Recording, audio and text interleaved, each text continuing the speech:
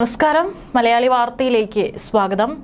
ഖത്തറിൽ ഇസ്രായേൽ നടത്തിയിട്ടുള്ള ആക്രമണത്തിന്റെ നടുക്കത്തിലാണ് ഗൾഫ് രാജ്യങ്ങളും അതുപോലെയുള്ള മറ്റുള്ള ലോകരാഷ്ട്രങ്ങളടക്കം. 2 വർഷത്തോളമായിട്ട് ഇസ്രായേൽ ഹമാസ് യുദ്ധം നടന്നുകൊണ്ടിരിക്കുകയാണ്. ഇതിനോടകം ഹമാസിന്റെ പല ഉന്നത നേതാക്കളെയും ഇസ്രായേൽ വകവരുത്തി കഴിഞ്ഞു എന്നുള്ളതാണ് യാഥാർത്ഥ്യം.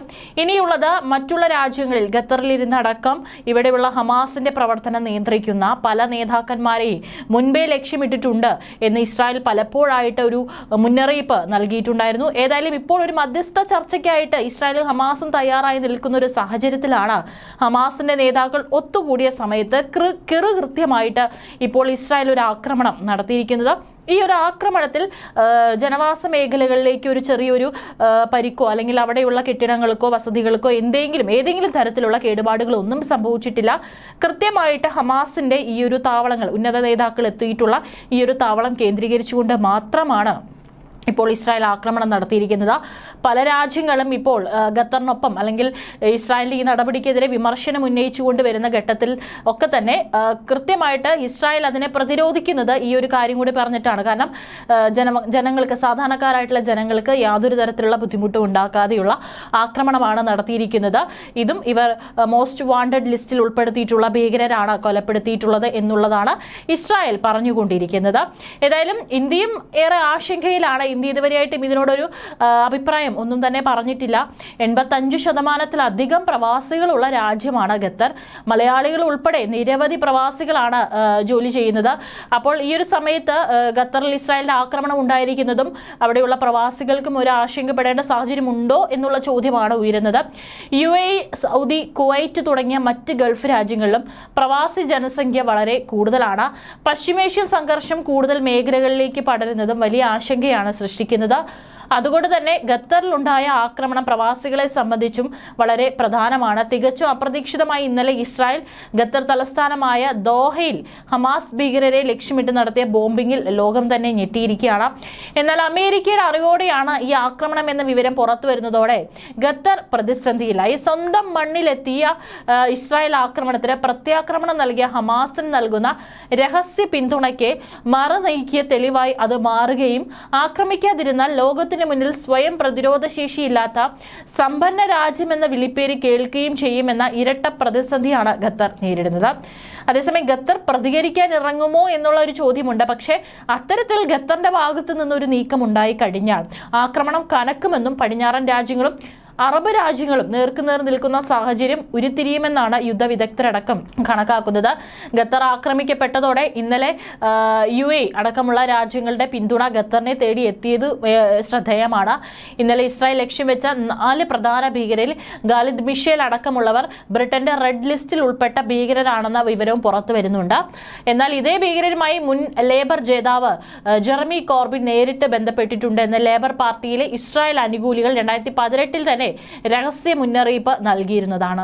ദോഹയിൽ ഹമാസ് നേതാക്കൾ തമ്പടിച്ചിരിക്കുന്ന സ്ഥലങ്ങളിലേക്ക് യുദ്ധവിമാനങ്ങൾ 12 റോക്കറ്റുകളാണ് തൊടുത്തുവിട്ട് എന്നുള്ള റിപ്പോർട്ടുകൾ പുറത്തുവരുന്നത്. ആക്രമണം ലക്ഷ്യമിട്ട നേതാക്കളിൽ ഖലീൽ ഹയ്യ, സഹർ ജബാരിൻ എന്നിവരും ഉൾപ്പെട്ടതായി റിപ്പോർട്ടുകളുണ്ട്. ഖാലിദ് മിഷാലിനെയും ആക്രമണം ലക്ഷ്യമിട്ടതായി പല ചാനലുകളും റിപ്പോർട്ടുകൾ പുറത്തുവിടുന്നുണ്ട്. വധശ്രമത്തിന്റെ ഫലങ്ങൾക്കായി സൈന്യം കാത്തിരിക്കുകയാണെന്നും ഇസ്രായേലി ഉദ്യോഗസ്ഥർ പറഞ്ഞു. യുദ്ധവിമാനങ്ങളാണ് ആക്രമണം നടത്തിയതെന്നും ചൂണ്ടിക്കാട്ടി.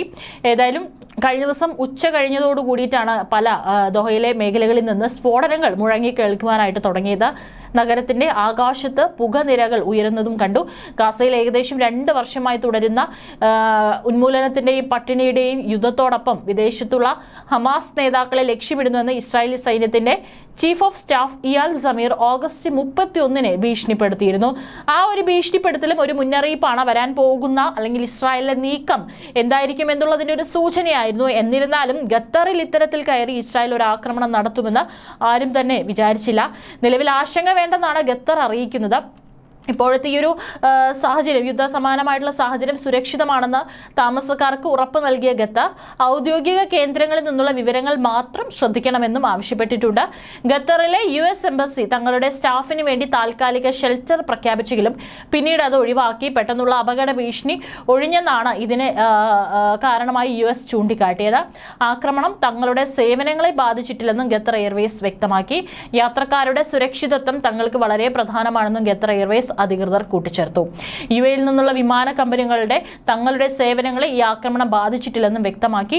വിമാനങ്ങളുമായി ബന്ധപ്പെട്ട ഏറ്റവും പുതിയ വിവരങ്ങൾക്ക് ഔദ്യോഗിക അറിയിപ്പുകൾ ശ്രദ്ധിക്കണമെന്നും ഫ്ലൈ ദുബായ് വക്താവ് വ്യക്തമാക്കി. ഖത്തറിലെ സാഹചര്യം ഇപ്പോൾ സുരക്ഷിതമാണെന്ന് തന്നെയാണ് ഔദ്യോഗിക കേന്ദ്രങ്ങളിൽ നിന്ന് ലഭിക്കുന്ന വിവരങ്ങൾ. ഇതോടൊപ്പം പ്രവാസികൾ ശ്രദ്ധിക്കേണ്ട ചില കാര്യങ്ങളുണ്ട്. ഔദ്യോഗിക കേന്ദ്രങ്ങളിൽ നിന്നും എംബസികളിൽ നിന്ന് ലഭിക്കുന്ന വിവരങ്ങൾ മാത്രം ശ്രദ്ധിക്കുക. സുരക്ഷാ സാഹചര്യങ്ങൾ പരിശോധിച്ചതിന് ശേഷം യാത്രയും മറ്റു പ്ലാൻ ചെയ്യുക. യാത്രയുമായും സുരക്ഷാ മുൻകരുതലുകളുമായി ബന്ധപ്പെട്ട് തൊഴിലുടമകൾ നൽകുന്ന നിർദ്ദേശങ്ങൾ പാലിക്കുക. ചുരുക്കത്തിൽ ഇപ്പോഴത്തെ ആക്രമണം പ്രവാസികളെ നേരിട്ട് ബാധിക്കുന്ന വിഷയമല്ല. സുരക്ഷയുടെ കാര്യത്തിൽ ഖത്തർ ഉറപ്പ് നൽകിയതിനാൽ ഇനി ആശങ്കപ്പെടേണ്ട ആവശ്യവുമില്ല. ഖത്തറിലെ ഹമാസ് കേന്ദ്രങ്ങളെ ലക്ഷ്യം വെച്ചാണ് ഇസ്രായേൽ ആക്രമണം അഴിച്ചുവിട്ടത്. ഹമാസുമായുള്ള വിഷയത്തിൽ മധ്യസ്ഥ ശ്രമങ്ങൾ നടത്തിയിരുന്ന രാജ്യമാണ് ഖത്തർ.